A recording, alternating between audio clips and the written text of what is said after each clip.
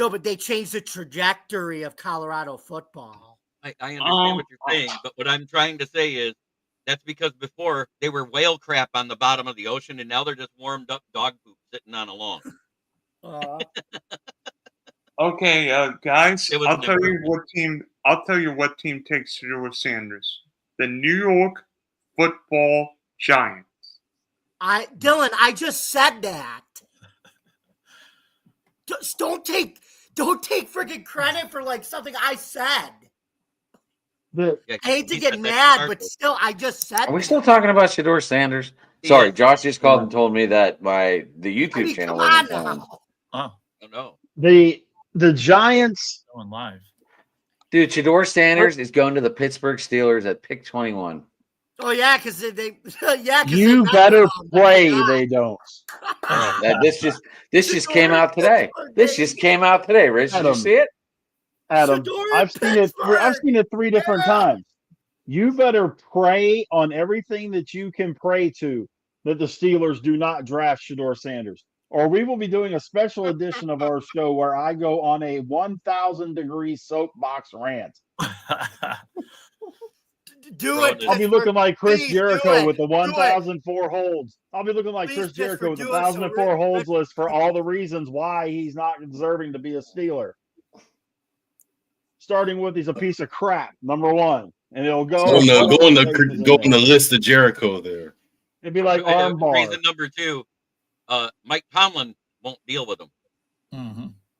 Number 3, Art Oh, Rooney he'll deal won't with them. Be swept under the rug like when we swept under the rug like Antonio Brown. Thank you.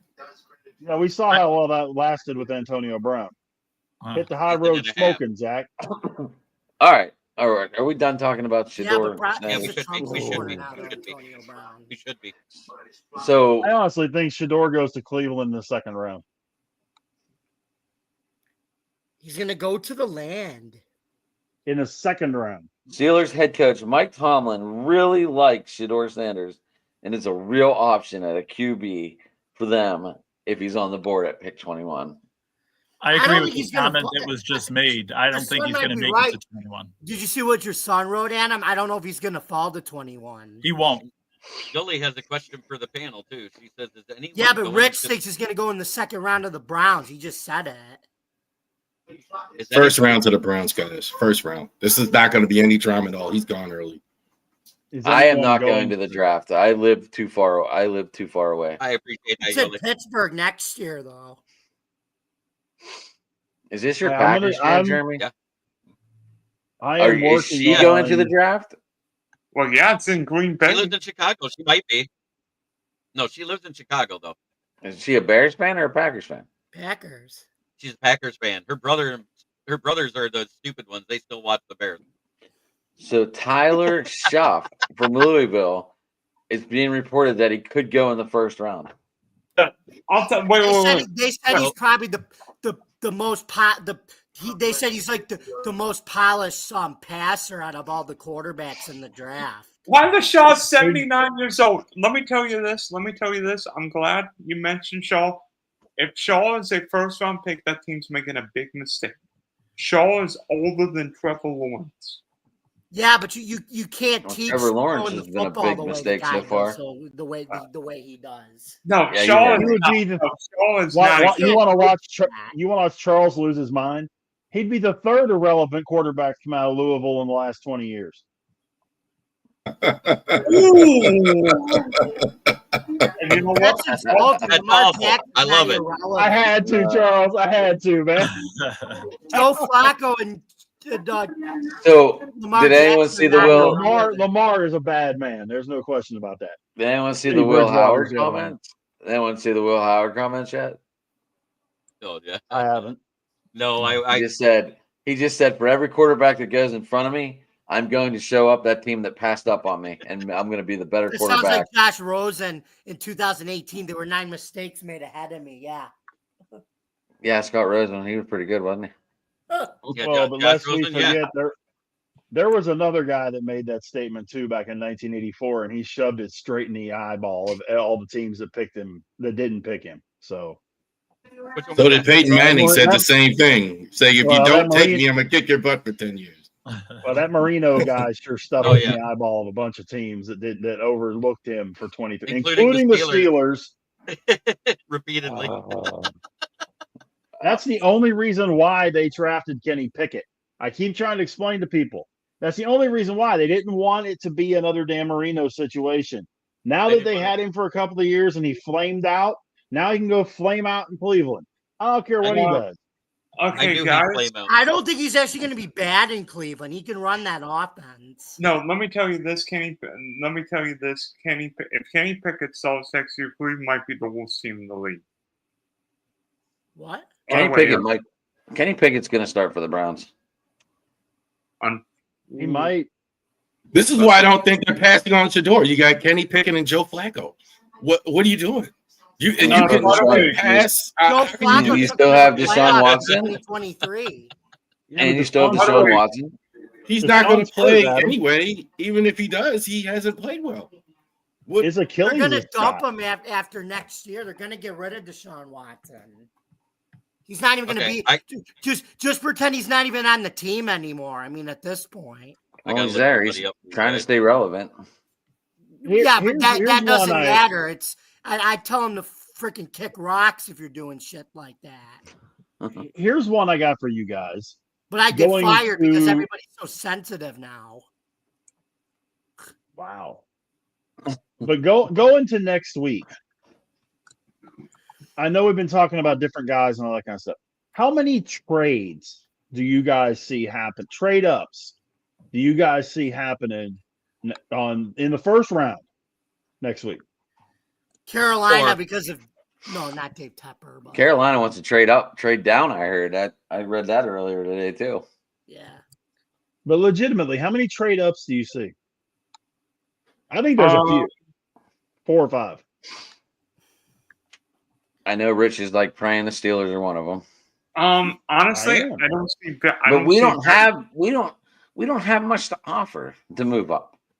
I don't see very many trades because unlike last year's draft, where there were 6 quarterbacks in the first 13 picks, this draft doesn't have the same quarterback depth. They said next year's is supposed to be better. That's why. Next year's. I think we will have a first round, maybe 1 or 2 trades at most, and I think those trades will come from teams trading back into the first round for a quarterback, whether it be the kid from Ole Miss, the kid from Alabama, Kyle McCord, maybe. I think Monroe can go later than the first round. See, we talk about the quarterback position a lot, and it's more important. You got to think to yourself, it's a 17-game season. Do you really want all these quarterbacks starting right away in a 17-game season, or do you actually take a guy like Milroe and you actually let him sit and he watches and then he becomes a good quarterback because you have 17 games now? That's the question. Did you see what Yoli says here? I'm a Packer fan. I have 8 brothers that are Chicago Bears fans. Who's the smartest one? Of course, me. I saw that. The thing you got to look at, guys, the quarterback position. And I've said that, you guys have heard me say this before. Yeah. If you get drafted into the right system, then you can go straight in. But if you're not drafted into the right system and you have to learn the system, then sitting behind an experienced guy doesn't hurt. Doesn't hurt at all. But if you get drafted by a team that runs a similar system to what you ran in college, then you're off and running. And I'm going to use Ben as the example. They ran the same system at Miami of Ohio the Steelers ran, and he came in just like that. But then you get a guy like, say, a Michael Penix. Wait, Rich, they tried to keep Ben on the shelf. It wasn't Maddox getting hurt.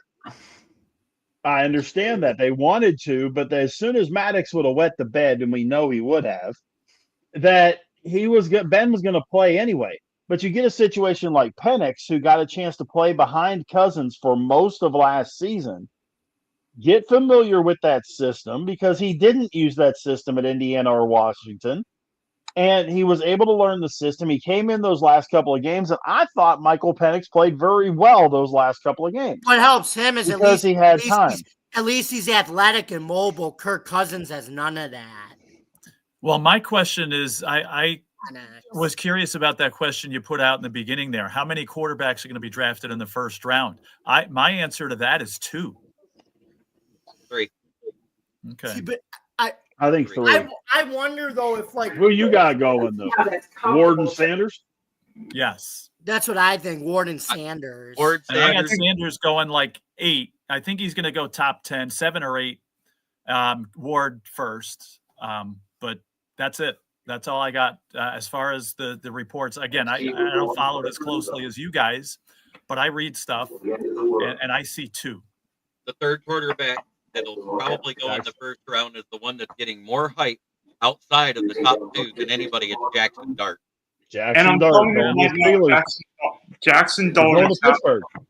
I think the Steelers take Dart. Okay. I think it's because if they bring Aaron in, which is taking forever for whatever reason at this point, but especially if you bring Aaron in, he doesn't need to play right away. So I think he's a good developmental guy for 2026 if you have Aaron. Aaron Rodgers is not going to be a Pittsburgh Steeler. I'm very confident in that. I think there's a better chance Aaron is in San Francisco if the 49ers can't get Brock Purdy signed. I think Aaron Rodgers in San Francisco could be amazing. The only problem with that is Brock Purdy's on a rookie. and you want to screw over Jamie. When Jeremy's talking, let him finish. The only problem with that is Brock Purdy's in the last year of his rookie contract. So unless they trade him, he's starting. They're not going to sign a $25 to $40 million quarterback that's 42 years old. Mm-hmm. Well, we had an intriguing name though for Rodgers. What about the Vikings? They already said The they don't want Vikings him. already said they don't want him. They're gonna play with JJ McCarthy. They're gonna. He wants to go to the Vikings. He wants to follow If he had, I think this is why he hasn't signed. He wants to go to Minnesota. Minnesota, for some crazy reason, wants to play McCarthy. I don't think that's smart. Your son said the right answer. He doesn't need to play. He needs to retire. The reason why he hasn't made a decision yet is he's in the basement of that Alahuska stuff. Well, but Charles is right. Minnesota would be a really good spot because it gives them time to get McCarthy to see what that knee is going to be like coming off that injury, but yet they would still have the experienced quarterback in there. I was honestly surprised they didn't pay Darnold. Yeah, but Rodgers is too much of a pain in the ass to still be playing. I'd tell him to kick rocks and retire. He's not the only pain in the ass in the league, Joe. Yes, he is, but he's the pain in the ass. The Steelers and Dart too. The big thing with them. Just up them and knock them out. How could if I saw Aaron Rodgers, I'd punch him in the face. I mean, be honest with you. When I saw Jackson Dart and Ole Miss, I'm like, he's Zach Wilson 2.0, and I'm like, oh gosh, this is not going to end well. I mean, like Jackson Dart beat up crappy teams and sucked against Georgia. I mean, won a game with 13 completions. Oh my God! You just described Caleb Williams' whole career. All right.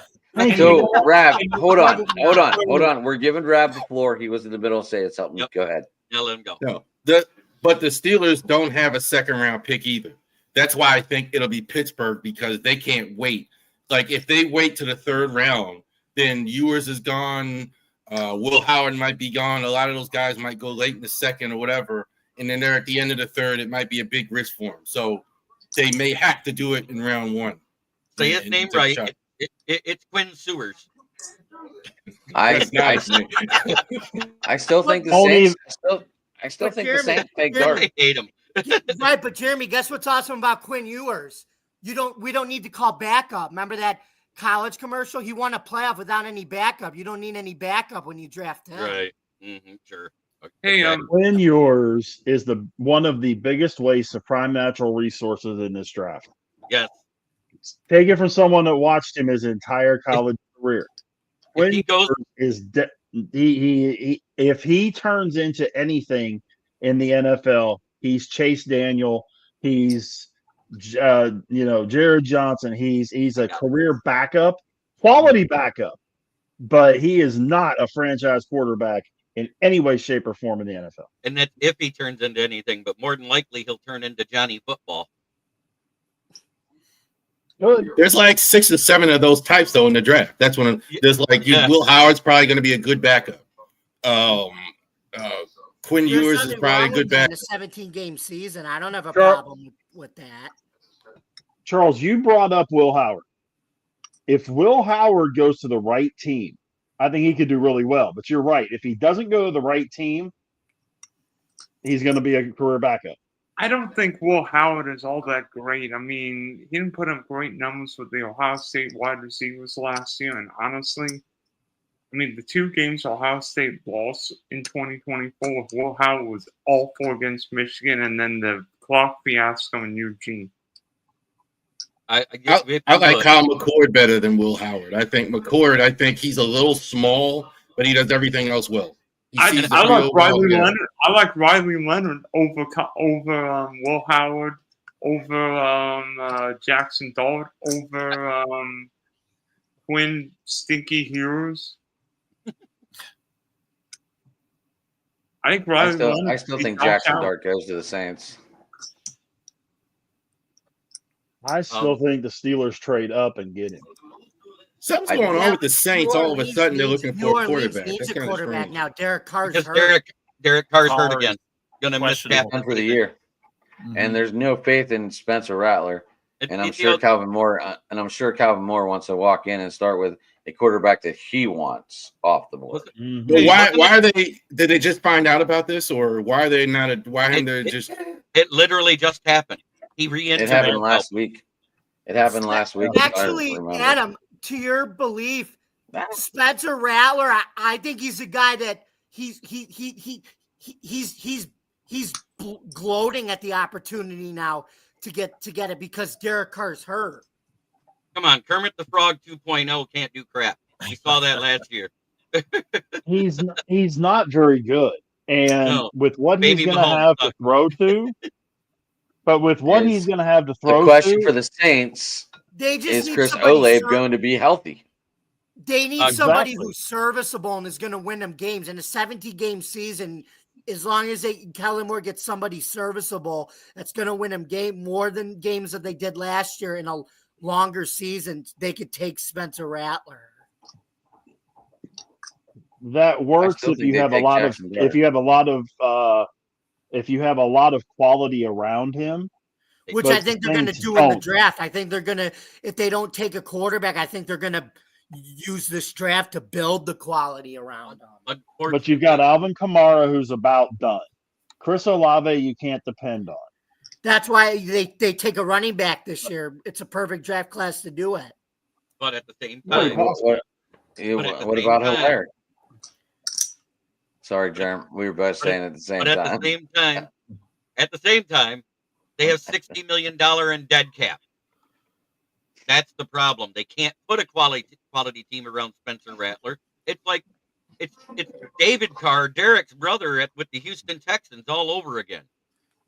I don't think they win no matter who. Yeah, I agree with you. I don't think they win no matter who. That's why I think they should play Rattler regardless. Because it doesn't matter. You're not going to win anyway, even if Carr plays. You're going to be in last regardless. You might be in last. Offensive lineman. You just give him an opportunity. You give him an opportunity to put film out there for another team for him to look at. Rattler. I think the Saints need. Joe brings up a good point, and I have it in my mock draft. Taking an offensive lineman, take that linchpin offensive lineman that you can build around. And then when you become complete trash in 25 and have a top 2 or 3 pick in 26, then you get your quarterback, but you already have your foundation tackle to protect him. Joe, I think I agree with you. Perfect guy for them to be able to do it. To do that. I honestly think the Saints have to consider taking a quarterback if they like Shedeur or Dart at 9. And maybe if it means move up. If the Giants take Abdul Carter or Travis Hunter at 3, then maybe New England or Jackson would move back. I think the Titans are taking Abdul Carter at 1. Dart, that's just way too high at 9, man. That's They just the way Titans too already high. s- I the mean, Titans already said they're Zach taking Wilson Cam went Ward 1 or number 2, and one. he's maybe the Hey, worst. hey, one at a time, boys. One at a time. We gonna have they're doing thumbs up here or what? I've So- been trying to do that, but nobody's been paying attention. No, that's old school. Jeremy, that's because the banner's running underneath you. You can't Oh. see it. I put it up by my face like 3 times tonight, though. But So my next question: does Travis Hunter play both offense and defense? He says he's not going to the NFL unless he plays both. He He'll play both. threatened people that. but at the same time, we've heard multiple coaches that we're going to start him one way or the other and let him build into the other one. And it's actually easier for wide receiver than it is for cornerback. So I think he will come in and be a slot receiver for somebody because he does have that type of route tree. Mm-hmm. Here's what I think. I think he's going to be drafted by the Cleveland Browns, who are going to be looking for exciting players and things like that. So they're going to draft him and make sure that he plays both. That's what I think. I think he goes to the Giants at 3, but I do agree, Jeremy, because wide receiver, it's that old thing. Wide receiver knows exactly where they're going. Cornerback has to guess where the wide receiver is going. So for a wide receiver to learn the position and get very cohesive with the playbook, it'll be a whole lot easier. Then he can learn the defensive playbook and go from there. Hunter is a phenomenal talent. Maybe the best talent in the draft. But when you're looking at that, I agree with you, Jeremy. Receiver first, then corner, but he will play both. Right. And that's what I'm saying. I'm not saying he won't play both.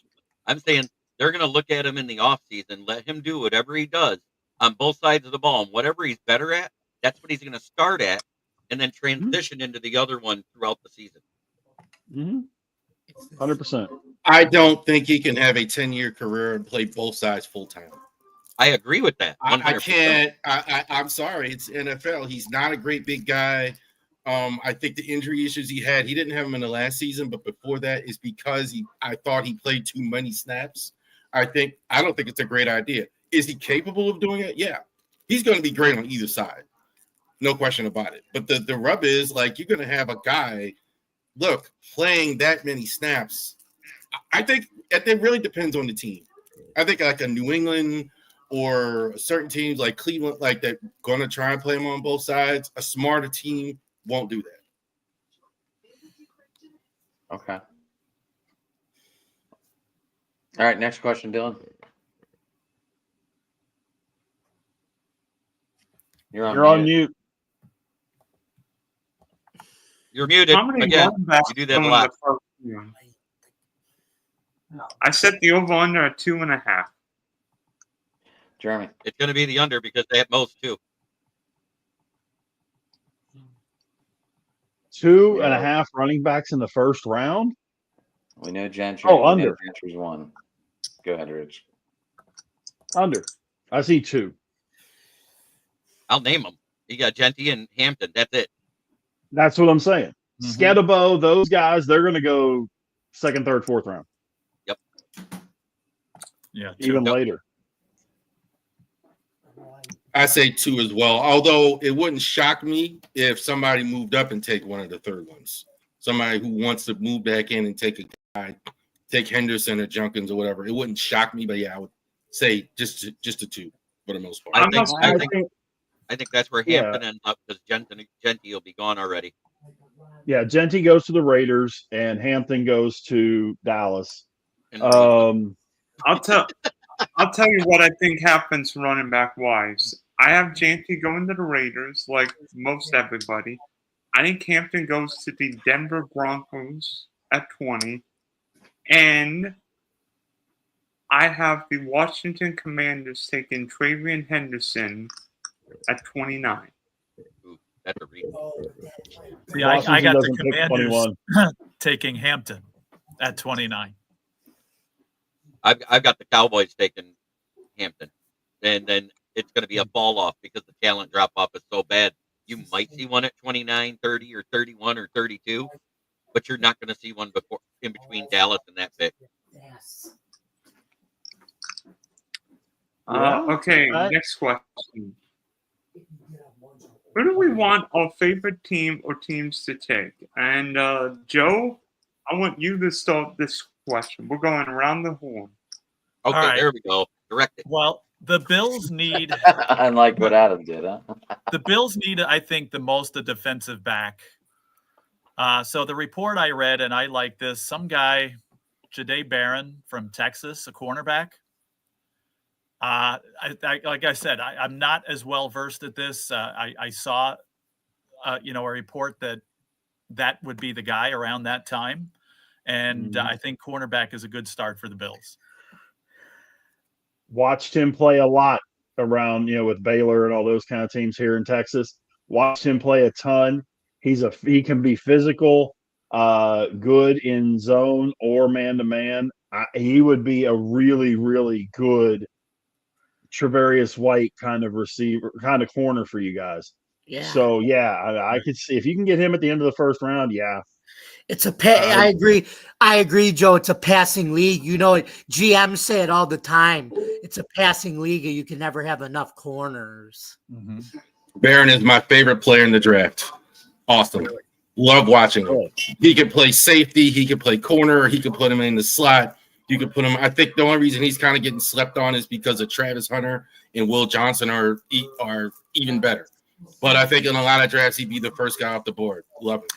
And it's like Rich said, I mean, there's some smart teams in front of the Bills, and he's liable to get taken before he gets down to their spot. But if he's still there, if he's still available, then I think he's the guy.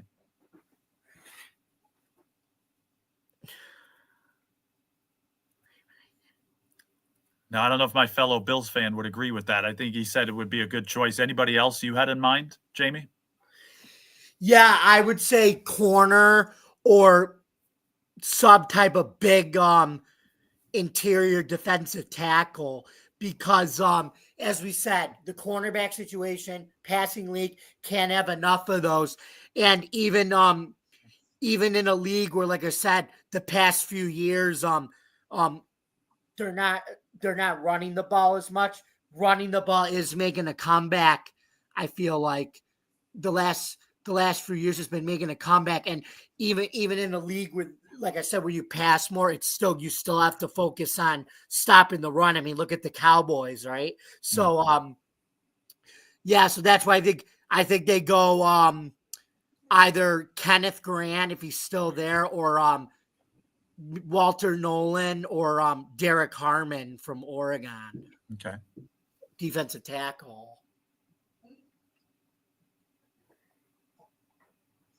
Dylan, where you got 30, now? this is what I'm saying, at 30. Okay. Now, okay. So I've got 3 defensive end products that it could be there. You've got the Tumalau out of JT Tumalau out of Ohio State, Mike Green out of Marshall, or Donovan Ezuraka out of Boston College. That'll be the edge. It'll be, if it's not one of them, more than likely it's Tate Rutledge out of Alabama, the guard. And if it's not him, then it's going to be Golden, the kid out of Texas, the wide receiver. It'll be one of those. That's the 3 positions of need that the Lions really have. If you look at it, it's the same holes that they had last year. We don't have that big, sure-handed wide receiver other than Tim Patrick, who's held together by scotch tape and sharpness. And then that's what I'm saying. We don't have that big 3. And that would give us our big 3. It'll give us somebody there. If we don't get that, we're going to grab somebody like Restrepo in the second round, Xavier Restrepo. That's what I see happening. Can I go back to Jamie's point for just a second? Because I'm looking at this. NFL rushing attempt average. Okay, number of rushing attempts per team on average by year since 1996. So the last 30 years. Yeah. Every single one of those years, the number of average rushing attempts per team per game has been between 26 and 28, with one exception, 2018, 25.9. So the rushing attempts are not going up and down, up and down, up and down. They've stayed the same for the last 30 years.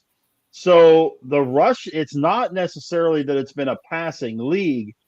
It's been more of a timing and quarterbacks rushing than running backs rushing because the number of quarterback rushes has gone up. The number of running back rushes has gone down, but the number of rushes total has stayed level for the last 30 years. That's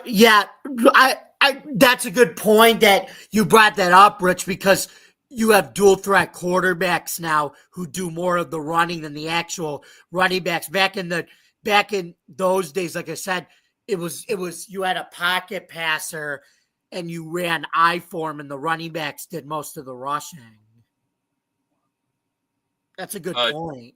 Josh asked, should the Bills draft offensively or defensively?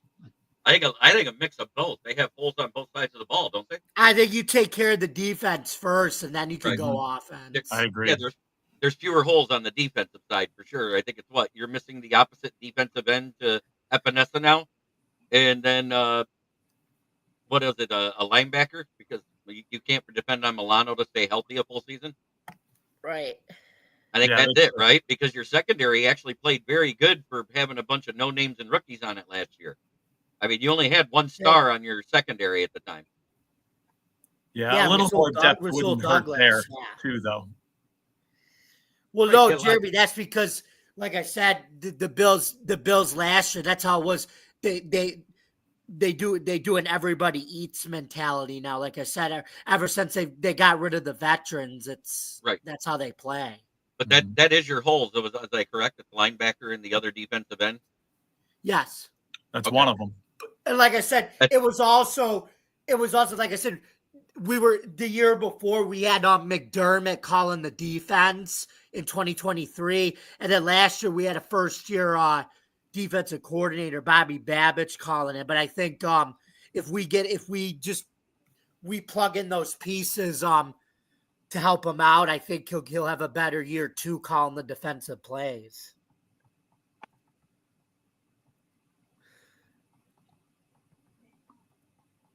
Big Sexy, Big Rich. What do you and Adam want the Steelers? I want them taking Dart in the first round. Plain, simple, cut, dry. You need a quarterback. You don't need Shedeur Sanders. You don't need Cam Ward. You need a quarterback that's ready to go, that's NFL ready. And to me, at that particular position, at 21 or even at 12 or at 9 in the Steelers' offense, it's Jackson Dart. No, but they were big. I think Dart's gone, and I think they're going to go wide receiver. I can see Ibuka. That would give us 3 huge targets with nobody to throw to them. Mason Rudolph. Right. I know you hate it, Rich, but they're going to do this for a year. Rudolph the red-nosed reindeer's better off throwing passes to those guys than Mason Rudolph. May I interject here? I disagree with you because Mason Rudolph is the only reason why we didn't go 0-10 in 2021 with nobody on the team.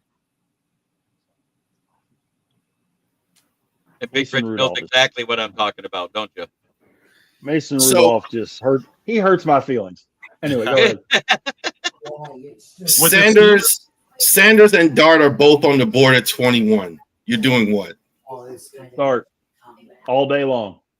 I don't want Sanders in Pittsburgh. No. I don't want the drama. I think Sanders is an overrated entity, and I think he there has been so many. He's proud of getting his number retired, going 13-12. I would tell them no. I don't care what you turn the team around. You're one game over 500, and you're getting your fucking number retired. Get the fuck out of here. All I know is the week after the draft that Tuesday when I'm on the show, I don't want to see Big Rich and Adam commit Harry Carey if they got Jameer Sanders. Hey, quick question: Would the Steelers go defense?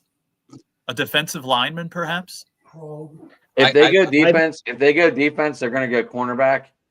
I did see the kid out of Ohio State, or one of the two. I don't remember where I saw, but I did see they would go cornerback to match with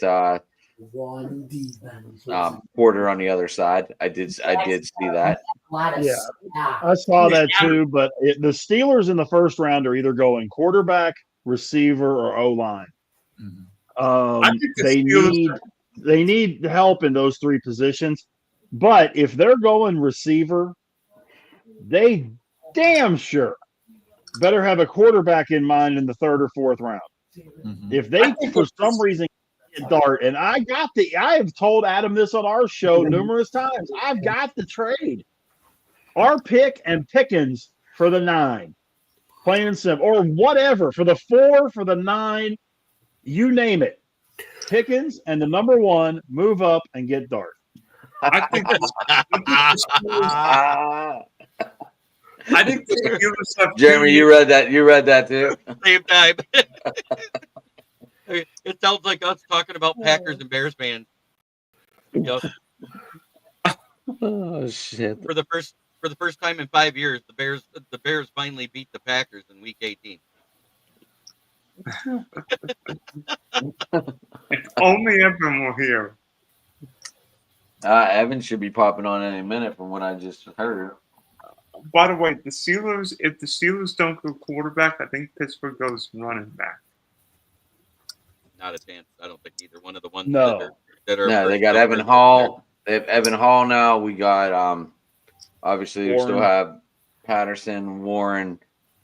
I think we got Jalen Warren and Evan Hall got misused very badly in Indianapolis. I like this kid coming out of college. I have him on my fantasy. I have to make my decision though because it is a taxi year for him going on his 3rd year. But I think he's going to fit in very well in Pittsburgh. I think they're going to figure out what to do with him, and I think we're going to have 2 bowling balls like Warren and Hall in the backfield. Hey, Hall's going to a perfect run first type. He's going to a run first type of offense that'll work for him. No, Pittsburgh needs somebody better than Evan Hall. I mean, whether it's Henderson or someone, the Steelers need a running back, if not 2. They have 4 on the roster. Right, and Warren is fine. The big thing is don't be surprised 3rd or 4th round if he's there. Scatterboo is still there in the 3rd. Or if he proves that he's healthy and they can get him, I know they can get him in the 5th or 6th round. Ollie Gordon out of Oklahoma State is an absolute monster if he's healthy. Him. Bad part is he's had ACL surgery on each knee. So is he Nick Chubb or is he going to be healthy? Which even saw Nick. Anyone else see that Nick Chubb video today? Benching 500 pounds on the squat. Crazy. Yeah, that's good. Just crazy. Ollie Gordon, I could see as a steal.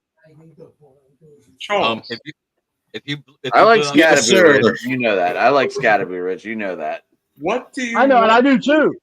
To do. Say again. Well, Scatterboo's a battery ram. I like. Wait. We all love Scatterboo. I'm not. There's no Scatterboo slander. He's a Pittsburgh Steeler type of runner. Yeah. But he's not worthy of a 1st round pick. Ravens. That's why Rich was saying get him in the 2nd or 3rd round. Right. No, I'm just saying if we were asking about 1st round, I believe. That's why I gave the 3 positions and the players that I thought it would be. Jaddy and who's the other? Who's Jaddy and who's the other kid? Omarion Hampton. Those 2 are going to go in the 1st round. Yeah. All right. So the Ravens in the 1st round. I think keep an eye on the D tackles that drop. There's a lot of good ones. Kenneth Grant might go down there. Walter Nolan might be in that range. Derek Harmon. I think that's the Ravens. What they do. What I would do. Tyler Look Booker. for your next Hinogi Nataga. Love Tyler Booker. Tyler Booker is nasty, man. He pushes people around. He's ugly. Got great in the pass game, great in the run game. I think he's mauler and technician. So I think that's what I would do. If I was EDC, every dollar counts, or Ozzy, I'm definitely doing that. They have to. Daniel Pelele is the worst right guard in the league. So they have to. They got to do. I want the guard. But Bama O-linemen are studs. I will want to admit that there is one defensive end that I wouldn't mind if they reached on, just because of his size and athleticism, is the kid out of Missouri, Landon Jackson. 6'8" and 290, and moves like a ballerina when he does a spin move. What about that guy from Ohio State? JT, I mentioned him. I mentioned him. Jack Simmons? Sawyer. No, you're thinking of Sawyer, aren't you? The other one, opposite the guy, opposite JT.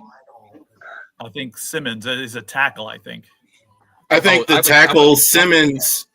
Yes, you're right, Joe. Josh Simmons, I think, could be in the first round. I think he has great upside. He had a lot of injuries, so that was probably why he's going to go down there.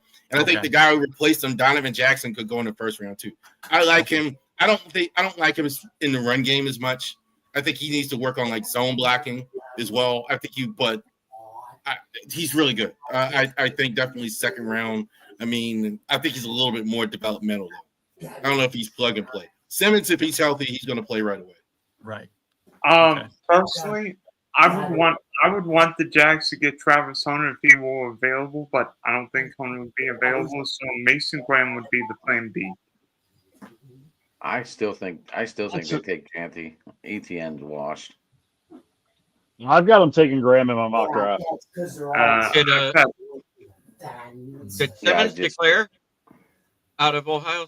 Did Simmons declare? Because I got Tariq Williams out of Ohio State. But it's because situational hitting. And he must have just did it because this list was as of the combine, and it doesn't have him listed. Okay, I'm not sure. Like I said, I don't follow it too closely, but I think so. Must have just happened if you haven't seen it. Oh, Josh asked us, speaking of OSU, any thoughts on the team visiting Trump? Considering how every national champion has visited the president, the only one that hasn't had one visit was our previous president, which I refused to name to get that ball rolling. I think it's just fine. I don't like bringing politics onto this damn show. Right? No, but they asked. The question was asked by. I know. I just addressed it because I hear how the funny thing is Trump had three teams there this week.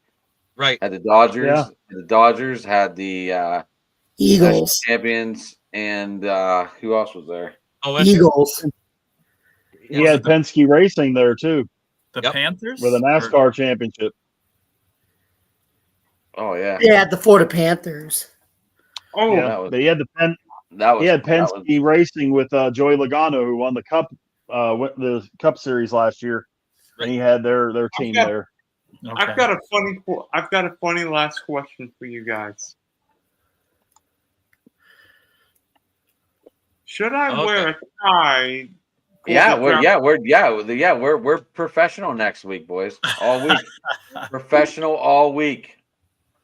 I didn't wear a tie for my wedding. We are going all out, boys. I'll be wearing a polo. That's as professional as I get. All right, fucking Belichick.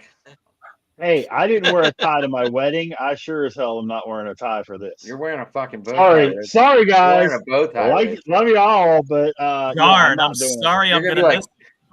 You're gonna be like Kramer in the Bow Tie Killer. I do have a bow tie in my house. Hey, Rich, always wear a bolo. I would actually be wearing a tie every week on camera if I wasn't selling this stuff. Like I'm wearing shirts and hats and things, which is the point. I'm trying to brand it that way. But if you see like my notary business or anything like that, I actually do wear. That's how I actually dress. I dress like a pro. I might go vest. I might go like I don't know yet. I don't know yet. I've been looking at my outfits. I don't know yet. And by the way, this is not for draft show next Tuesday. This is for the draft night. Oh no, this is next. This is our draft. You got to be representing your team well. No. For draft. No, for the actual night of the NFL draft, not on show next week. Rich, Evan wants to jump in with that show too on the draft night. Oh, I do have something to say about next week. At the time of the Lions pick, I will have to jump out and go to the network that carries my show just to be on there when the Lions make their pick. So I'll immediately hop back after I get my review of it, and then I'll give the review here of that pick for you guys. The speed. I just wanted to make sure we're all on the same page. Yeah, I did a draft show for many years on the radio station, on the CBS sports station here in Central Texas, where I would get the whole first round, did analysis, pop in, all that kind of stuff. And Baylor guys got drafted in the first round, I would have them on, that kind of stuff. So that's kind of where I'm looking at with this, more or less steering the ship and getting the opinion, getting a little input from everybody in terms of, this was a good pick, this was a trash pick, that kind of good stuff. But yeah, that's kind of what I'm looking at with it. It's just going to be a matter of, pop in if you can. I'm not figuring that people are going to be able to stay the whole time because it's going to be at least 3 hours. I know. I did it live right from the media room last year, and that was crazy. It was so cool. Next year, I'm hoping that's what I'll be doing from Pittsburgh, is doing the show, right, doing the draft show live from the draft. So what was cool about that is there's a guy that does like the voice of ESPN Deportes whenever they aired a Lions game, who did the calling for them, and that guy was there just outside when they were getting ready to bring the rookies up after they're drafted for their interviews. He literally shakes my hand. He goes, "I know that logo." I was like, "What?" He goes, "Yeah, I watch your show because it's on at noon and you break news faster than NFL because you don't wait for proofreading." That's awesome. That's awesome. Well, I was like, that's pretty cool, though, to have an announcer that is like doing stuff live on ESPN Deportes TV. No, that is cool. That is very cool. He goes, I was watching. You said Adam Schefter just said this, and like 2 minutes later, it scrolled across the TV.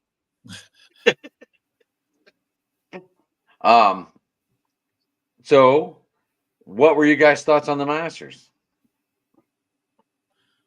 I was right that Rory held off, right, and won it. Mm-hmm. And congratulations to him. The Irish, the drunk Irish, won it. Good to see. I didn't get to watch a lot of the Masters, but I think the right guy won it. He tried to give it away, but he won it. He did try to give it away. Holy cow! Bryson DeChambeau, right? Yeah. No. Justin Rose. Oh, yeah. Bryson DeChambeau just fell apart on that third day. But go ahead, Rob. Oh yeah. Yeah. Well, yeah, I picked Scheffler to win the thing, but I figured Rory would be up there. Glad he held himself together and finally won it. It's a bit, that's a big career thing. That's the Grand Slam. Mm-hmm. So he's got that. The big thing I was interested in was the way and the relationship between the LIV golfers and the PGA golfers, because especially DeChambeau and some of those other guys. DeChambeau said that Rory didn't talk to him the entire round. And there was a lot of that going on where the LIV guys were being shunned, blackballed, whatever, that I thought was kind of interesting and very petty in sixth grade at the same time. Yeah. That's going to happen. But eventually, I mean, even when the president even wants the two leagues to get together, it's eventually going to happen. Yeah. Yeah, although I think Rory, I'm sorry, go ahead. You were talking. No, go ahead. No, just real quick. Rory, I think, is the best golfer since Tiger Woods. I think you could put him. I think that put him ahead of Phil Mickelson as far as being one of the greats of all time. I'm not a big golf guy, but I watch the Masters just about every year, and I think, you're right. I think we were all pulling the Elroy down there on 18. Had to go to sudden death. The Masters is ridiculously hard course. TV doesn't do it justice. That's insanity. What they ask those guys. Yeah. It is. Guys, I got to bug out. Okay. I hate to cut off it. Sorry about that, Jeremy. No, but okay. I got to bug out. No. So tomorrow night, Adam, we'll do our thing. 9 Eastern, 8 Central. Steel City Sports Talk. Two Tire Change, Monday nights, 7 Eastern, 6 Central. Big Rich 8371 on Twitter. I appreciate you guys. And we'll do this again real soon. Looking forward to the draft next week. Yep, I gotta All say hi right, to Smoking Rich. I'll Daddy. see you tomorrow Good to night, see you, buddy. Rich. See you Ken, guys. I just wanted to say hi. I just wanted to say hey back. We're not ignoring you. I just Right. Smoking Dad is in the chat. He is. I was going to say before, those live guys aren't doing so hot, though. You know, guys, they're talking about, you know, Mickelson, how he's fallen off the, you know, the face of the golf world. And what's his Right. name? Koepka had that major meltdown and, you know, he's struggling and everything. So, you know, they're rich, but their golf game is not exactly being helped by that situation. Yeah, John Rahm has never been the same since joining Liv. Right. Right. And at the same time, the money that the Liv will interject into the PGA will improve the sport overall if they combine. You know, that's what I'm talking about. I understand the guys are happy that they're making the buttload of money they are off of the Liv. But if they combine it and that money gets pooled into those cash pools, everybody gets paid better. Mm-hmm. Well, the PGA guys should get something because they stayed loyal, and they should get some kind of financial reward for that, I think. But it's not a matter of if, it's a matter of when it's going to happen. Right.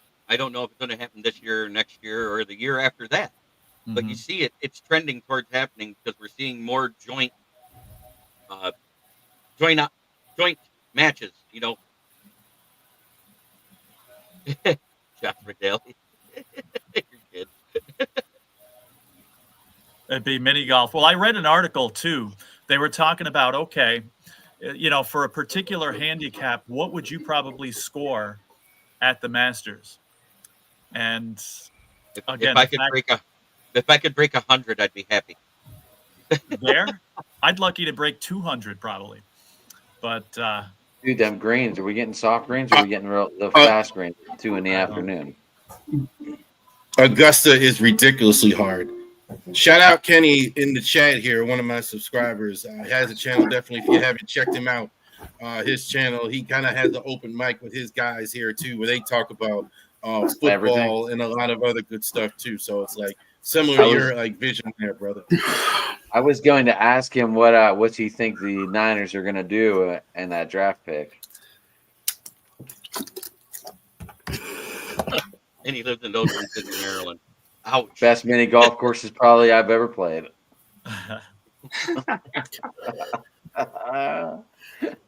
Or you could play the real golf where they imitate every hole. I've got one for everybody. What's your favorite? If you could only have one golf club, what's your favorite golf club? Greenwood. 7-iron. 5-iron. Because that's the one I hit good most of the time. The driver. That's why you picked the least accurate one of the bunch. How about I would take my 3-wood every day. I thought that the Niners would be going defense this year because the defense kind of fell off the planet last year. Oh shit! They lost Greenlaw, they lost Tofunga, they lost Ward. Yeah, but now they got both the brothers. The only problem is they might only have one for half a season, and the other one for half a season. Wait a minute, Joey's in Buffalo. Yeah, he is. He signed a big contract in Buffalo, 1-year deal. Somebody was saying that he went to San Francisco. He got traded to San Francisco just the other day. It's been all over the chat. They're saying with Nick and Joey on the same team, it's going to be nuts. Well, we still have a Buffalo guy here. Jamie, did this happen? We see. I haven't heard anything about it, but again, I don't pay attention to football this time of year. So I know Ramsey's on the trade block. No, Joey Bosa is still on the Bills. Okay. So that guy's a liar. Liar, Just trying to rattle your chain there, Jeremy. Don't worry, I'll light him up on Thursday because tomorrow I will be in. Go John Tortorella on him. Dude. He goes, there are so many AI channels. I wouldn't doubt you heard that. Absolutely. No, I do a podcast too. I kneecap biting with the Motor City Lions, and I do a roundtable talk, and I get people from all over all different teams commenting all the time. And so one of the commenters kept saying, he's been saying it for a week straight now, not just 1 or 2 days. He's been saying it for a week straight. Man, who's going to be able to go up against him? I was like, well, now I got the firepower to say, it's a lie. Yeah, he signed a 1-year deal worth what, $12 million, I think it was. Over $13 million. Mm-hmm. That's actually cheap for a defensive end these days. If he stays healthy, it's cheap. Well, Joey Bosa's got more injuries than Philip Rivers has got kids. That would be Nick Cannon, dude. Yeah, he. You mean Nick Cannon, Dylan? Phil Rivers has like 11 kids. Right, he's got 1,000 kids. So And they're another all one by on the the way. same woman. Yeah. So you're telling me Tyreek Hill and Philip Rivers have been in a competition all this time? There's my dad. I did break 100 at one time at 62 years old. Shot a 6 over for 77. wow. At Augusta? No. I believe that was at Vienna Greens in Montrose or in Clio, Michigan. Oh, excuse me. That was Not tasty. excused. So, That should was I wear a tasty. suit and tie or suit and bow tie for the draft next Thursday? So, with the people who are left, I have a free-for-all question to ask all of you. Who is the one person you have, even if it's a position of need, that you're like, oh my God, no? I'll start with you, Joe. Is A there draft? one for the draft? Well, I won't speak for the Bills, but I grew up a Giants fan too, so I do want the Giants to do well. I don't want them to get the quarterback there. I don't think it would be a good move for them. Sanders, I'm talking about. Right, I know who you're talking about. That's the one player I don't want.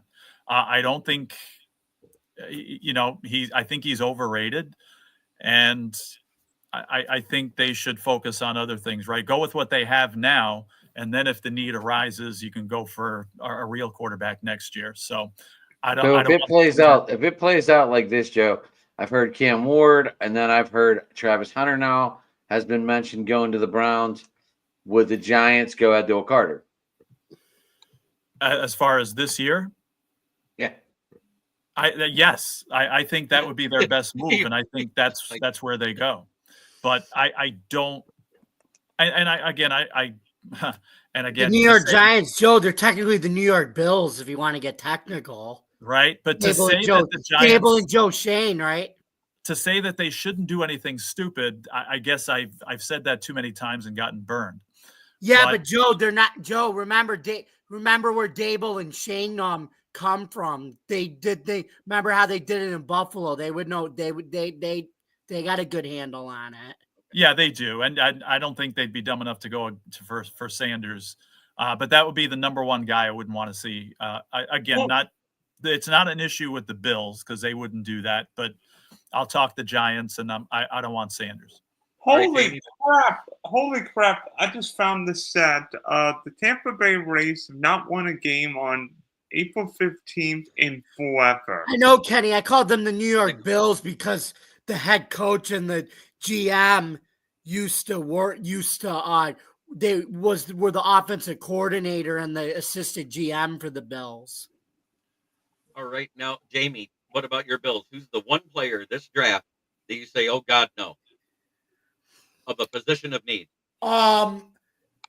Who's that? That 6'6", 464-pound defensive tackle from Florida. That's who I don't want. Yeah, I know who you're talking about. I can't remember his name, but I know who you're talking about. Adam. If he loses 100 pounds, I would take him, but I think he's God no because he'd be one heart attack away from. Desmond Watson. The 6'5", 464 pounds. What's his name again? Desmond Watson. Desmond Watson. All right, Adam, who's yours? What are we doing, guys? We don't want to see drafted at all or in the first round. As a position of need in the first round, who don't you want? On the Steelers? Yeah. I really don't want Shedeur Sanders. Amen. All right. Charles. Nothing against the guy. I just don't think he fit in well here. Right. I know. Yeah, but he's Tomlin's not a running quarterback guy. Tomlin is so fucking old fashioned. He just wants to run up the fucking gut and throw it deep and throw stupid screen passes. The same thing on repeat. You could probably put it on a shirt. You could probably put run, screen pass, and if we're still deep, screen pass. That's how the Steelers have played football for years. You run the football and play good defense. That's called Steeler football. I understand. But let's get Charles' opinion on this now for his team. The guy I think is the most overrated guy. One of the overrated is Nick Illuminori. People keep asking me about him because he's got that great 40 time. He's got 4.3 speed. Watching him, I don't see it. You know, it's like Travis Hunter. I always reference Travis Hunter with him. Like Travis Hunter, when you see him run with pads on, you can see him. He's got great acceleration and everything. Like Illuminori's got this great speed, and I'm watching him watching the games, and I'm like, yeah, I hope they don't go that route. Okay, Dylan, who's yours for the Jaguars that you absolutely do not want? Unlike the rest of you guys, well, except Evan now, my team's got a top 5 pick, so I'd be happy with a pick as long as we don't take a quarterback. But I don't think we will. I think you should take a quarterback because I think Sunshine equals Danny Jones. You know what? I would take Trevor Lawrence over your piece of crap quarterback because the last game he played, Jared Goff threw 5 picks. No, he didn't throw 5 picks in that last game. Go look at it again. He threw 3. You're gonna give stats. Be real. One of those picks were thrown by Jameson Williams. There was only 4 picks thrown in the game by Detroit, not 5. You gave so then Jared Goff gave it away 4 times. 3 times. There was only 4. I thought Goff fumbled once. And they only scored off of one of those. The defense did their job for a minute and then failed the rest of the game. Go watch the whole game. It was failure on both sides of the ball. Dylan, you're so stupid. Evan, how you doing, buddy? Wait, Jamie. How can you say I'm so stupid when I have 2 degrees here? Degrees don't mean anything. Look at Nancy Pelosi. Oh, dude. Oh, yeah. Don't get me started on her. Don't get me started on her. Jamie with the slam dunk. But look at AOC. She has a degree in economics. She doesn't know anything about economics. By the way, Jared Goff lost fumble and 3 interceptions. Okay. This guy Kenny just put in the chat is super overrated. Is super underrated, rather. Holland Pierce is fantastic. I think because he's so big, like the old NFL would absolutely have him much, much higher. You know who he is? He's a younger version of Dan Skipper, the guy that has been doing everything for the Lions, the utility guy that comes in, the backup tackle, 6'8", 340 pounds, does everything Dan Campbell does. Oh, I hear you now. You just came in. Evan, I just wanted to say, how are you? Keep an eye on Dave Holland. Yeah, Holland Pierce is like Mark Tuinei. Like that's the guy that reminds me. Or Evans. He's away 450, but he's. I don't know where Evan went. Evan just bailed. He popped up and he popped. He said he's having internet. I was just gonna say, wasn't coming through. Probably all right. Wi-Fi. Right. Are you talking about Holland Pierce? I still love my big lineman like that. Okay. My big old lineman. He's talking about how he used to weigh 450 and he lost 110 pounds. All right. He's a cab ride around him. That's old school as I don't like. Reminds me of those old cowboy linemen. Now that everybody gave theirs, I'm going to give the one edge player I absolutely do not want because I think he's the most overrated edge person in the draft. It's ABS. Anybody but Shamar Stewart. Evan, how are you, sir? Hey, guys. Sorry about that. I was having some internet. Hey, Evan. How's the back, man? How's the surgery? So I just let everyone know Evan's on the road to recovery. Oh, congratulations. Not from drugs and alcohol, but from a wreck. No, I know that's what I mean. Anytime most people think those super negative on recovery, and and I'm one of those ones that have an open mind on it because I recovered from a heart attack in 2016. So when somebody says recovery, I don't automatically assume the worst anymore. It could be injury, it could be an illness, it could be anything. Well, I'm doing much better. I have a lot of mobility back. Still trying to, lift the arm and do better there with strength, but I can't complain. It could have been a lot worse. So, yeah, Evan, I've got a question for you. By the way, thoughts and prayers for you. You'll get back before knowing. Who do you want the Browns to take next Thursday? I've been having a lot of discussions with friends since I've had a lot of free time. The talk here is Travis Hunter. At this point, I would say if you're not going to take Abdul Carter trade back to find a way to get more picks, look at a guy like Will Campbell. I wouldn't trade outside the top 15, maybe even the top 10. If I can get somebody to move up, I would look at a guy like Will Campbell. But if we're staying at 2, it would be Abdul Carter. okay. Now I got my question that I asked in that first round. Who's absolutely the one person you do not want to take there for the Cleveland Browns? He won't be there, but it would be Cam Ward. I think Cam Ward will be there. I absolutely despise the idea of Cam Ward. Okay. I think he will be there too. That's what I was getting at. You think that the Titans will take from what I understand from me writing, and I have a friend that wrote for the Titans. He said from what he's hearing around the camp is they're going either Carter or Travis Hunter at 1. Wow. That's not what I'm hearing. I'm hearing Cam Ward 100%. I've heard just the opposite. They're going to stick with Will Levis because they think all the QBs are trash this year. But didn't they cancel all their workouts? They had something going on. I don't know what it was, and they did have to cancel workouts, but it wasn't because they found their player. Okay, that's interesting. I'd still be very surprised if they don't pick Ward in this draft. We'll see. Grigori, thank you. Dylan, how people get you, boss?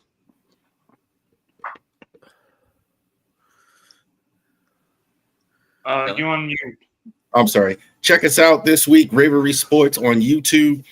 Definitely go ahead and check us out on there. We're going to be going over the teams who got better and worse in the NFL in the offseason. We're going to be going over that. Ravens presser. Definitely check us out, Ravery Sports on Twitter and Twitch. Sweet.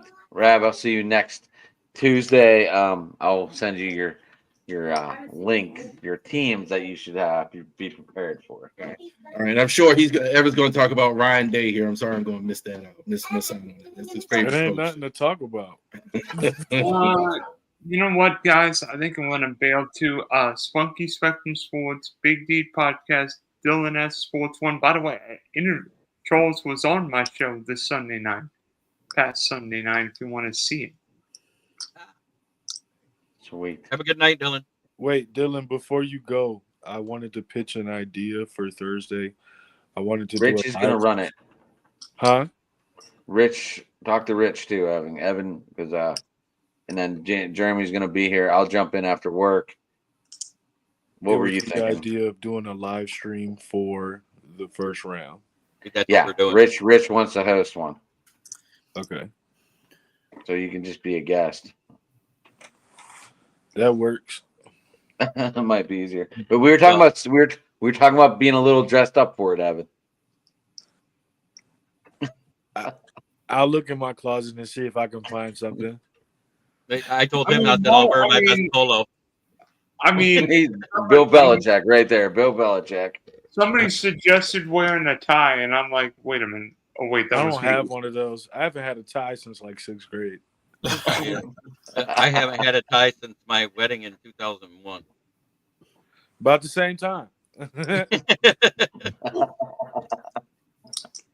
All right, boys. See you all next week. All right, Dylan. I'll send you your teams So if you want someone to volunteer, if you don't have another NFC North one, I'll do all the NFC North. I've already started. You've already been doing that, huh? Yeah. Because Chicago will take 7 punters. Yeah, but here's the thing: like, if someone takes your guy, you got to relook into everything. I know. Oh no, like I said, I've got multiple people for where we're picking. Like And right now, I have Rav, Evan, Rich, Jason, Dylan, Jamie, Dylan again, because that's just the way it ended up. Rav and Rich. That's the DDT draft where you get your team and then you get another team, and I'm just going to be the host. I'm letting Rich do the Steelers. So Evan, one thing I gotta ask you to find me is some draft like tunes so I can say the pick is in. Oh, I've got it. I've got it on my computer. I've got the ESPN that thing. No, the actual ringtone from the draft. I've got it. Yeah. And the pick is in. Or if you want to go old school, the one they used to do with Paul Tagliabue, do that one too. Yeah, that was back in the day.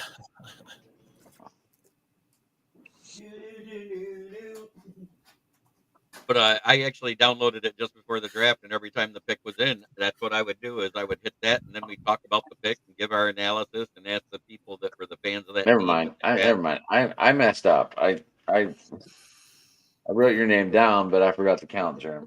I'm gonna redo it. I always remember the New England Patriots commercial where they took a Diet Pepsi machine. That was funny. Yeah, it was. Rich Eisen goes, with the next pick of the draft, the New England Patriots select Diet Pepsi machine. But Evan, you'll be nice to know that in the past few weeks, I met a guy that actually from the Cleveland area that used to play for OSU baseball, right fielder Jermaine Crawford.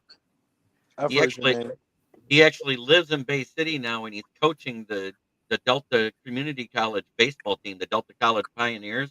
He's an assistant coach for outfielder and batting because I guess he was drafted by Cincinnati and went to single high A and blew out his ACL. Oh man, I've been there, done that. So that's why he lost his career in baseball, but he's still managing to be a part of baseball. That's all. That's one thing I wish I could have done was stay a part of football. But I love where I'm at now. So you're right. That's why I do what I do at my age. I'm 54. There ain't no way I'm getting on a field anywhere other than to maybe drink some Gatorade.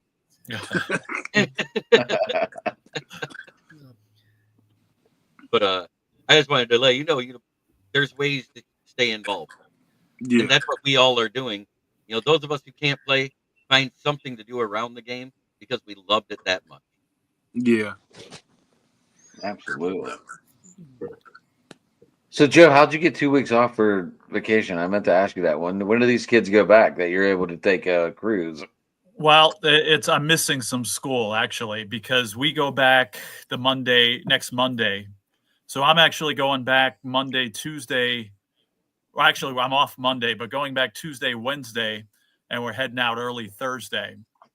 And then we're getting back. So I got to take days there. So when's the boat? When's the boat leaving Friday morning? Friday morning at like early. I don't remember, like 7 a.m., something like that. And it's only like a 3-day thing. So we get back like 6 a.m. We get back to Miami 6 a.m. Monday morning. And then we're actually staying in Miami that day and coming home Tuesday. I'm not getting home till late Tuesday night, like the 29th there. If you get off and tour Atlantis, let me know. There's a little beach to the side of Atlantis, the hotel. Okay. Let me know if the guy's still selling $5 coconuts that you can drink out of all day long. $5 coconut. Okay, I'll see. But yeah, I've never been down there. Been to Florida. Said I couldn't now drink them, and I just kind of laughed because this is back when I was drinking heavily, and he's like, "Dude, you drank 3 bottles while you've been here," and I'm like, "I told you $5 is not going to be enough." Right. But I don't know how much he was getting a bottle for. I have no idea. Yeah. But that was a fun cruise. That was a fun cruise for me. Did it go to the Bahamas? Yeah, it went to Nassau and back. Okay. Yeah, we And stopped. we were on the littlest boat there. Okay. I mean, the littlest boat. It felt like it was about as big as my house. What? Yeah. No, this thing's huge. It's Royal Caribbean. I guess Royal Caribbean has their own island in between Florida and the Bahamas. So we're stopping there one day, and then we hit like Nassau the next day. This is a 4-day. This is a 4-dayer. Well, let's see. Yeah, we leave Friday. So Friday, Saturday, Sunday, and then we get back like Monday morning at 6 a.m. So we're hanging out in Miami on Monday and then leaving actually most of Tuesday too, because I'm not getting home till about 11 o'clock Tuesday night. So, so I miss a few days of school, which I don't like to do. Oh no, what a shame. I'm basically getting 2 vacations in 3 weeks here. So, and again, we would have much rather done it this week, but it's like literally twice the price. Right. It's always, who wants to go during that? I'm sure families do it, but I know I'd want to go at half price. Is this weekend Easter, right?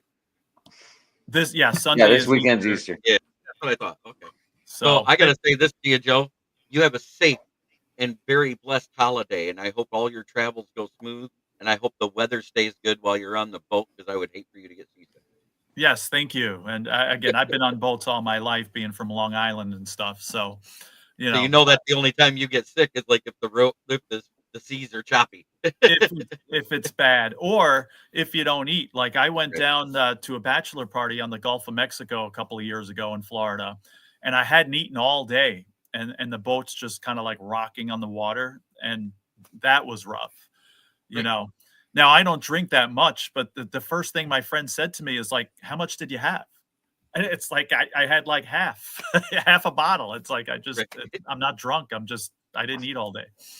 Right. But I just wanted to be able to say that to you. I appreciate it. Thank you. Because I'm getting ready to head out. Evan, it's great to see you. I didn't know why we hadn't seen you for a while, and it's great to hear you're on the men. Bless you. Adam, great. Jeremy, I will give you your list of teams. I know you will. But much love to everybody. I put my comment in the chat. That's how I usually end my shows. I do that every time I say it. And it's just a good uplifting message to give your viewers. That's all I did. But have a blessed day every day. Excellent. Jeremy, man, it's always good to see you. Thursday night, remember, I'll send you the link for the UFL. Evan, are you joining us this week? What day? Thursday. Yeah, I should be off. I should be good. Okay. Jeremy's gonna do the Panthers, just to let you know, because he's kind of in Michigan. That's fair.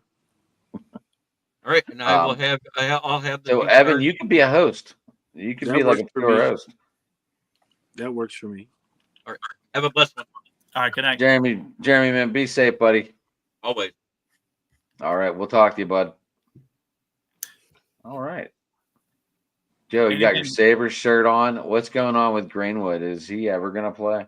Oh my goodness! I'm an Islanders fan. Greenway, no, I think he's done for the year. They extended him to a 2-year deal during the trade deadline, so he'll be back next year. Yeah, it seems like every time he gets going, he goes back on the shelf. I was joking with Jamie before we did our baseball show. I said, I don't know if it's a sin that I'm wearing a hockey shirt during our baseball podcast, but we like to tell jokes on our show, and here's the joke right here. So they're bad, and it's management sucks, and it's not going to get any better until they change it. A lot of good young talent that just needs guidance. So that's the positive. Is not getting that guidance. See, I agree. People say, "Oh, blow it up and try again." It's like, no, they have a playoff caliber team here, but is Pat LaFontaine still there? Right? No, he jumped ship a long time ago. Yeah, I mean, he must have seen this. This tells you how much I pay attention to Buffalo. But the team that was good the last time we were really good was coming out of the lockout when Lindy was the coach, and we had Briere, Drury, Tim Connolly. But that was a different time because those Sabres teams were ahead of their time because they knew what to do coming out of the lockout. They were just faster than everybody, and everybody was still playing the clutching and grabbing and hand checking. But the Sabres took advantage because they changed the rules coming out of the lockout. Mm-hmm. So basically, the Sabres, the way the game's played now, the Sabres basically changed the way hockey was played coming out of the lockout that year. Yeah, but it's too bad. I mean, like I said, I'm not the Sabres aren't my first team, but living in the city here, I know how they rally around the Sabres when they're good. So I want to see that again. But I'm hoping I'm alive the next time we make a playoff, because it's going to be a while. Evan, where'd I you still go, think boss? you continue to build this team through the draft and add more veterans, and that's what you do it. That's how they got to keep doing it. You and I said it, Joe, that when you have a certain way of doing it, you can't go and change it. You said it, too. Right. Or just keep resetting it. Mm-hmm. But now I know Jamie does, but Adam, you follow UFL? Yeah. Okay. Yeah. How's that going so far? I'm clueless. Again, football's the last thing on my mind this time of year, but like what's anything exciting happening there so far? It seems like a different play this year. It really does. Jamie, doesn't it seem like a different play? Yeah, especially from last year because it's season 2. But I got some exciting news about the Panthers though. They broke their attendance record from last week. They got over 11,000 this week. The Panthers did, and it was 10,000 last week. It's really hard. The ratings are doing. They're doing okay, but they could be better. But I feel like they're gonna. I think they gotta expand though. I think it's gonna get boring to continue watching these 8 teams. I think next year they got to start expanding. Yeah, I was gonna say, Joe, we got 8 teams. It's they play the 8-game season. It's not very long. It's 10 it's weeks. even the NFL, you sometimes don't get into it until it's halfway over. Right. Like all of a sudden, your team's at a bye week and you're like, I better start paying attention and seeing what the hell is going on. Right. So like whenever you have an 8-game season and you don't get a lot of info on all the teams unless you follow the right guys. Right. And it's sometimes really challenging. Mm-hmm. Like, I guess I don't know where Evan went, but it's really challenging to keep up on everything. Mm-hmm. Like, well, there's not a lot of coverage. It's now on Sirius though, so they are advancing. It's on Sirius Radio, so if I'm working or whatever, I can at least listen to it on 83 or 81. But the announcers, they just don't seem to be really enthused. Okay. It's like these are the announcers that like just didn't make the NFL. Yeah, but they do the college games. Brock Hurd, Joe Cladden, and Brock I'm not talking about on TV, Jam. Oh. I'm talking about on the radio. On the radio. Oh. Where you really on the radio, Joe, we both know this. On the radio, you really have to envision. Oh yeah. And have that envision so the listener understands what is going on. Mm-hmm. And it just seems like they're so lost on the radio. Okay. And I don't know how, like, I'll listen to it and I'll go, like, they won't tell you. They're like, they say who has the ball on the first snap. And if you miss that, you rarely get that again unless you catch a name like Perry to Adams. And I'll be like, oh, wait, we're on off. The showboats are on offense. Right. But, I mean, it's like, if I hear Tarpley, like, batted down a pass, I know Michigan's on defense. Okay. Now, Arnold Tarpley, someone I've had on the show numerous times. I still text him and tell him great game and stuff after the games. Awesome. And he texts me back. So we're on at least a texting basis. So it's just a little bit difficult to keep up with it. It's now watching on TV, obviously you get a lot more. Right. And another thing is I don't know how fast the calls are coming in too, because they tell you the whole offensive scheme. Like you hear every play getting called in. Really? Yeah. So if another team had someone just listening and like putting down numbers, like signs, I guess. Yeah, they're gonna know. Right. I don't like that aspect because there's nothing hidden. Mm-hmm. But I mean, other than that, it is still football and it's still fun to watch. Yeah. Jamie, your thoughts on that? It's basically, I think it's actually saving the current NFL in terms of like the NFL's taking a lot of the rules and interventions from the UFL, like the kickoff rule, or when they go inside the locker room and they show the players pregame in the locker room, like that was taken from the UFL. And then I don't know if you saw, Joe, but on Fox last year, EA and Carissa and all the Fox people, they were actually able to like do a pregame segment inside the team's locker rooms. Okay. And that was because of the UFL. They weren't able to do that before. But like I said, a lot of people say they don't want to get into the UFL, but you got to tell them a lot of the things that they're doing in the UFL are coming to the NFL and trying to save the current NFL product. Yeah, the NFL is watching. Obviously, I don't like knowing the plays, and I don't think commentators, TV people should be in the locker rooms. Well, not during the game. Not during the game. That's going to take away from. That's going to take away from the celebrating that we don't see. That's going to take away from all the name they only calling. do that during halftime or the post game. Right, but I think that's dumb because sometimes teams need that vent time. Mm-hmm. Like, and then all of a sudden, they say something stupid in the locker room that normally isn't on camera, and now all of a sudden they have to apologize. No.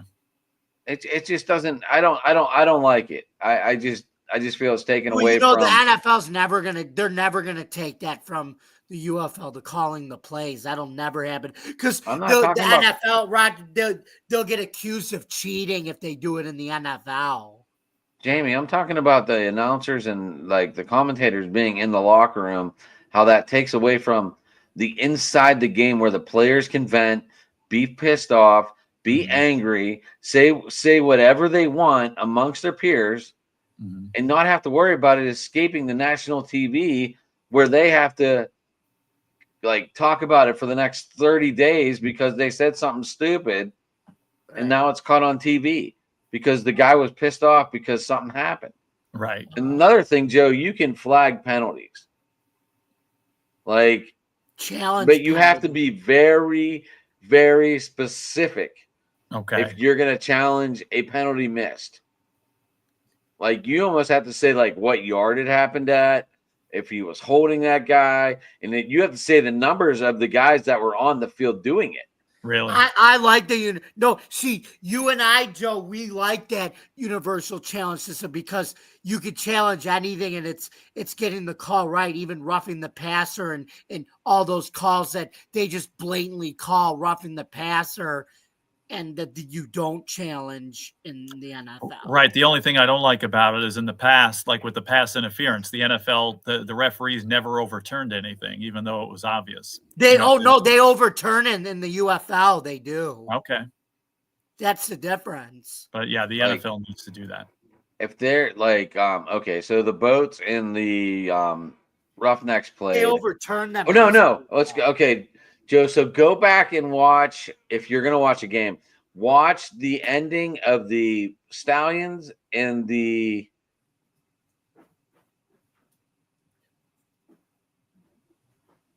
who they play? The Renegades, I think. The Stallions played the Panthers, right? Yeah. And Matt Corral threw an interception. No, that was the Renegades. But there was offsides. Yeah, it was the Renegades. But okay, so the offensive team threw an interception, but because there was a false start, everything got canceled.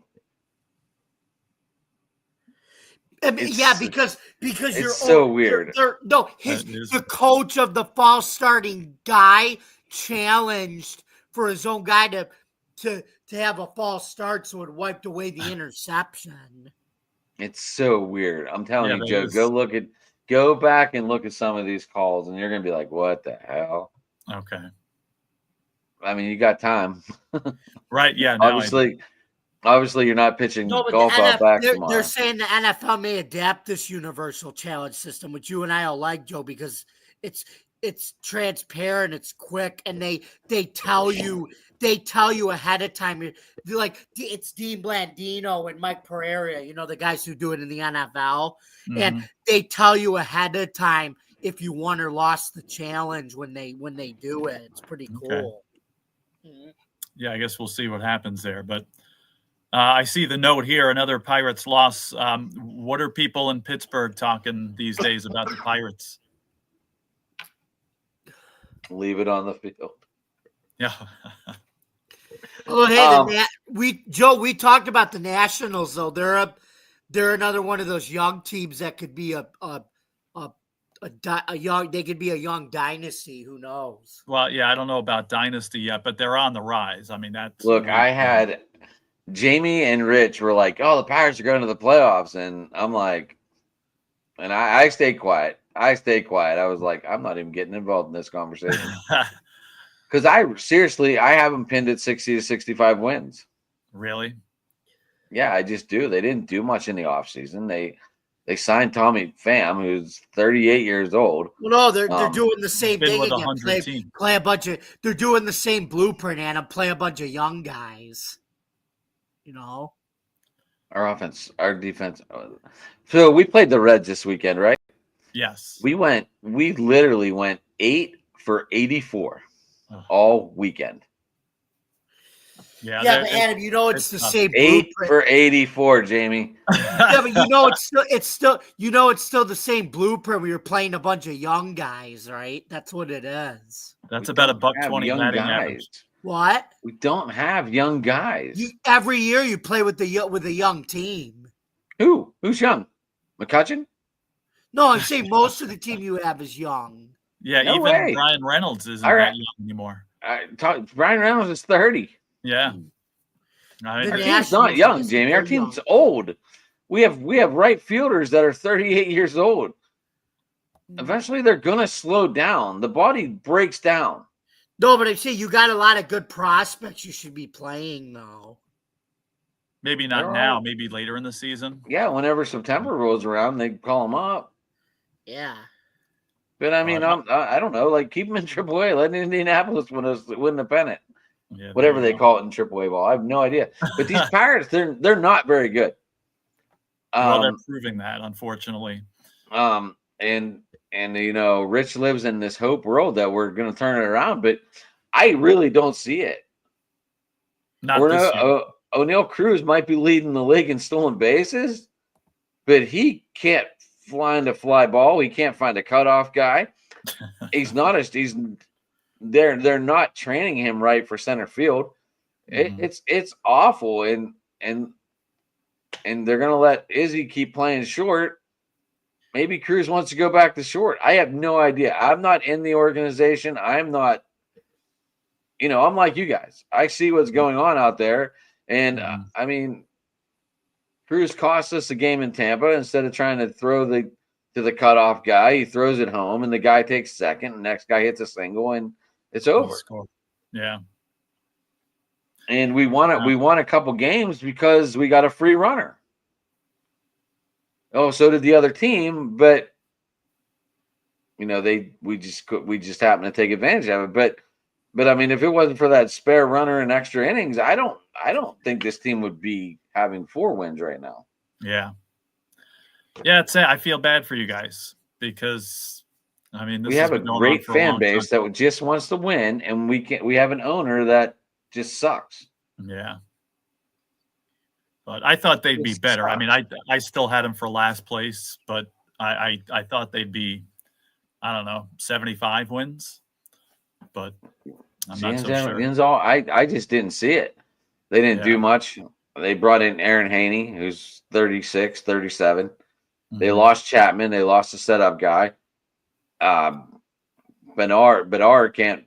I mean, he's already been sent down. He got sent down to the first week.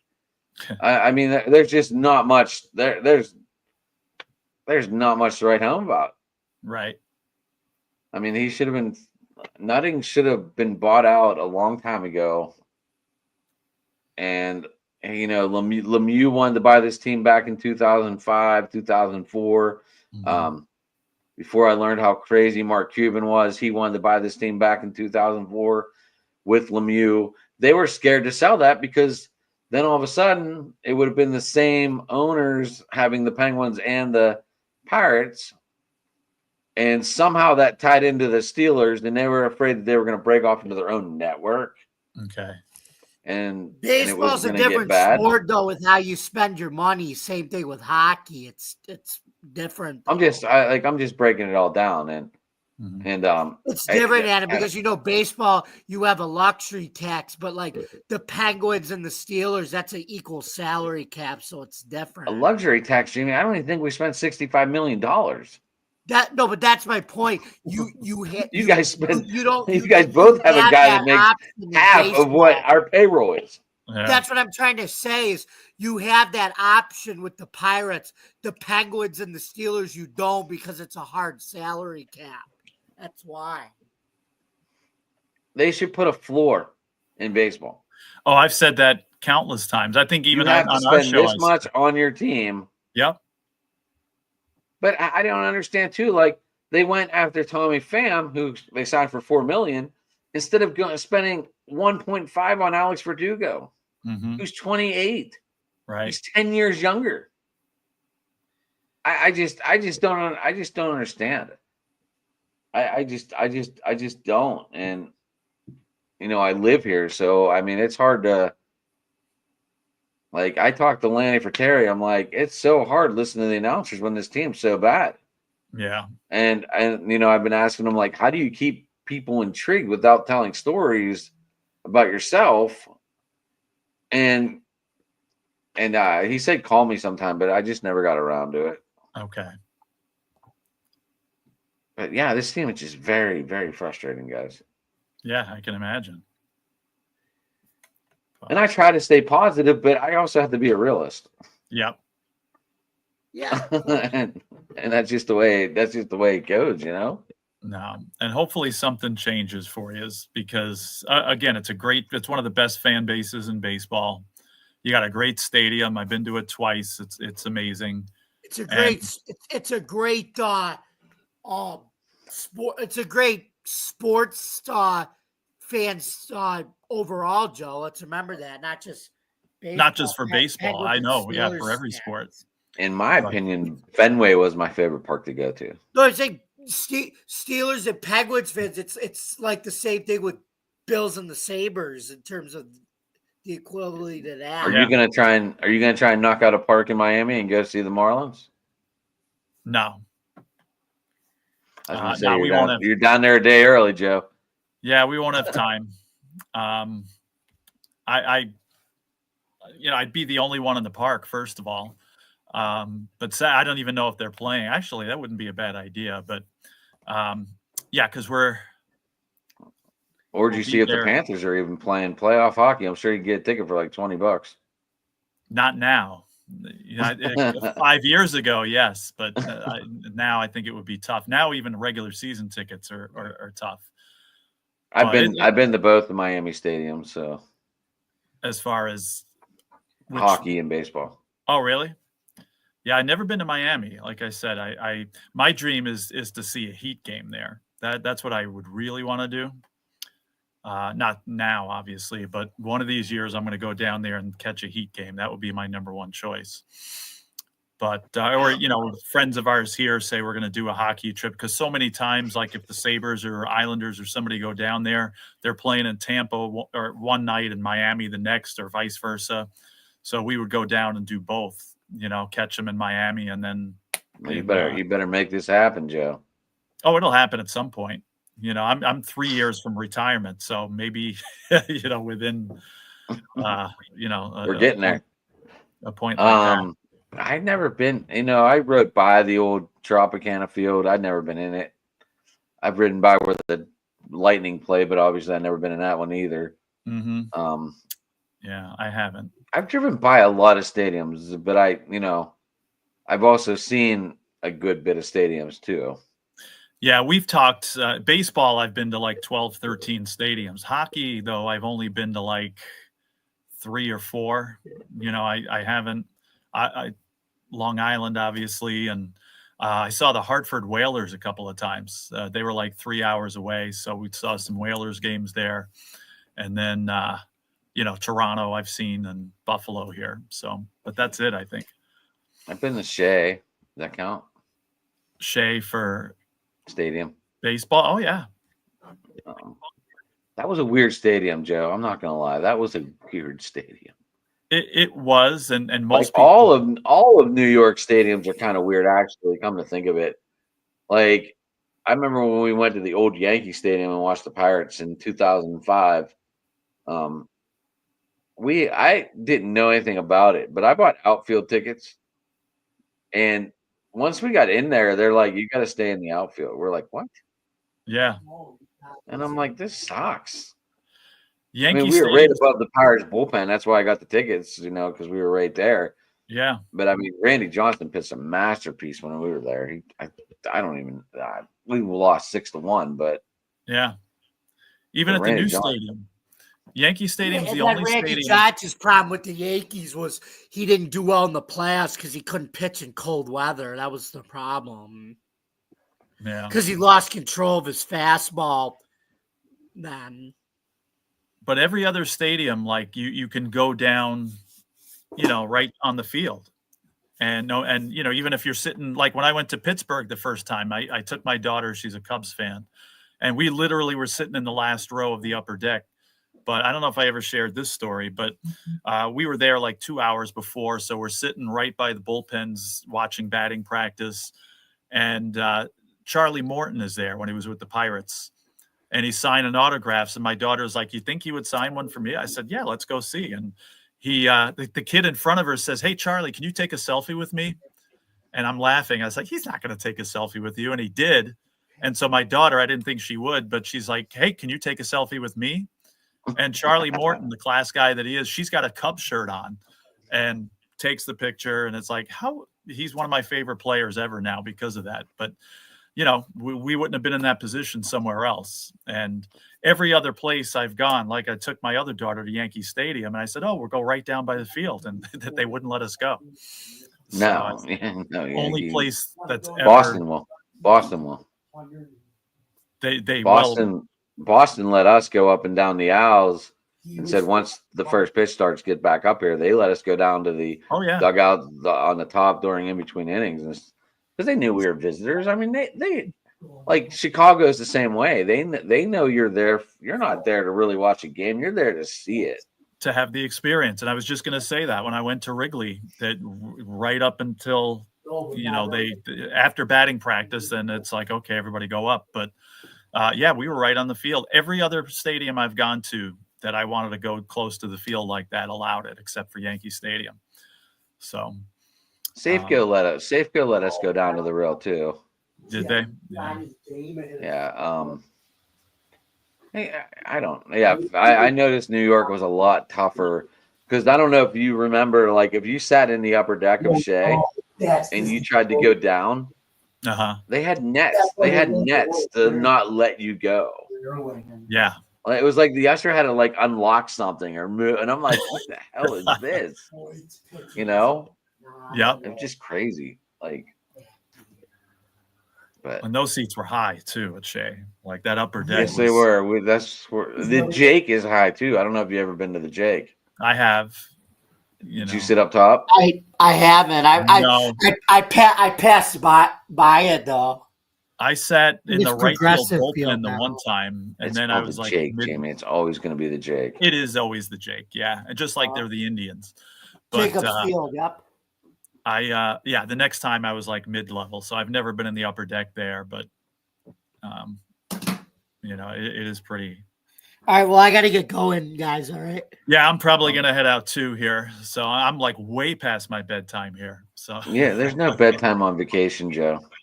It used to be the case. Now, if I wasn't here, like I still would have been in bed at 9:30. So, but I'm getting there too. It's 11 o'clock. Jamie, how people get you? Okay, so you guys can find me, yours truly, Bill's Chat 1 at Bill's Mafia Chat, and also Jamie Malloy, the unbiased journalist, at DJ Dog Tags, StadiumRant.com, and theforkball.com, where I write about all sports. Don't forget to subscribe to our YouTube channel, Driving to the Top Productions. Don't forget to like, comment, and ring the bell for notifications. Thank you guys very much for listening to tonight's episode of Open Mic Night, presented by Driving to the Top. You guys can also catch Joe and I our latest episode of the Subway Conversation Chat that started at 8 o'clock. That's up there. And for more content on Driving to the Top Productions, please visit our YouTube page, Twitch stream, Facebook stream, X stream, wherever you consume your podcast.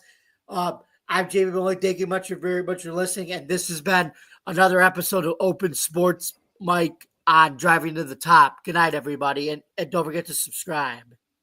All right. Thank you, James. Thank you for popping on. We'll see you next week. I will send you your team cheer.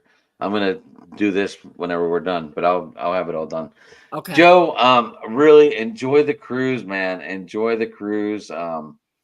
Obviously Thursday night, Taco Bell at midnight on the boat, right?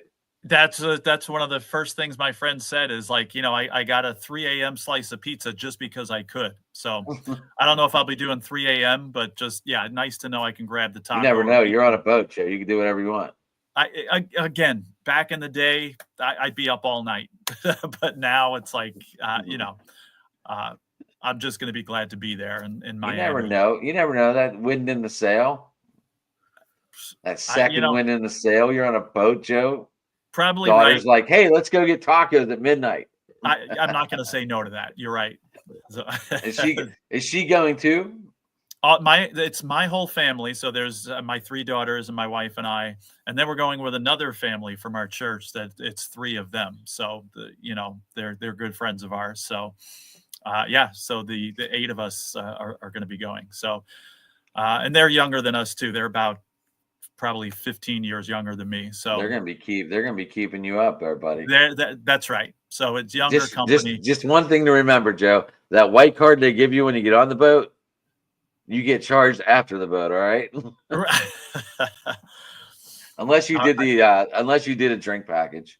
Yeah. I don't know that they set it up. So I'm going to have to start doing my homework and answering some of these questions here that people are asking. If not, make sure you got some 20s to hand the bartender, and maybe it won't go on that white card. All right, certainly. Joe, how people get you, bud? All right, so I'm on X Twitter, Joe Dell Sports, tidbits about all sports that I put on there, and of course, like Jamie said, the Subway Conversation Chat on this channel here. So that's where you can find me. And so I appreciate you having me on here. Glad to be back. And hopefully, I'm try and get Howard Johnson back on with us, Joe, and catch up with him. That would be amazing. That was fun. That was unexpected. That was one of my best memories here for sure. Right? No, I love it. I couldn't believe he came on. I was like, what? I was like, Hojo is coming on the show. He was a good guy. He's a great guy. Yeah. Definitely. You can get me at Sports Talking It on Twitter, guys, at Driving to the Top on Twitter. Also, you can get us on Driving to the Top on YouTube. Hit that like, subscribe, notification. We've been going. We have UFL talk on Thursday night this week, guys. Schedule arrangements happened, and that's what happened to that. Me and Rich are going to be going live tomorrow night talking about our Buccos. We'll see what happens on this charade tomorrow. It's supposed to be snowy here, so who knows? Who knows? I saw snow. I saw 40. I don't know. I'm sure you got it all day today too. Did you get all that wind up there, Joe, today?